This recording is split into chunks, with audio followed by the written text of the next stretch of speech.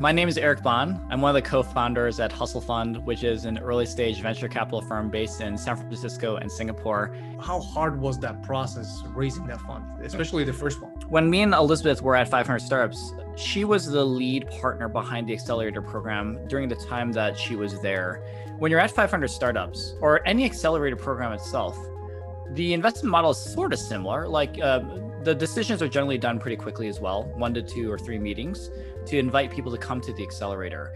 And when you're a founder in the accelerator, that's when a bunch of work starts to happen. You meet with them, the VC team, investment team, growth teams at 500 Startups, meet with these founders on a weekly basis. And you actually can see and track the work over time. And what we were discovering was, usually after 2 or 3 months, there'd be a demo day at 500 Startups or like a Y Combinator. And that was a big investor showcase where people could raise money. We were realizing it doesn't actually take you that long to realize the true hustlers. It just actually takes you like a couple of weeks. You kind of identified who the true winners we think are going to be pretty early on. We are really inspired by that. We are also kind of starting to get a little bit negative on this idea of demo days. So we wanted to discard that, basically distill down some of the things that we really, really liked about the accelerator, like adding value through helping with growth help,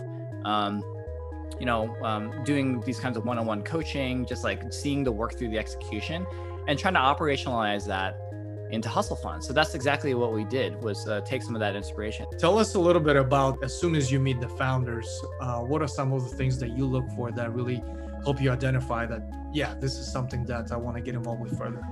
I do care to some degree, seeing that you have some history of building, but it's actually not as important to me yet. I mean, if we think that at Hustle Fund that the team is working on some very interesting ideas and we're just curious, our goal is to just write the check immediately, a small $25,000 angel check, which is small relative to the size of our fund, and begin working with the teams.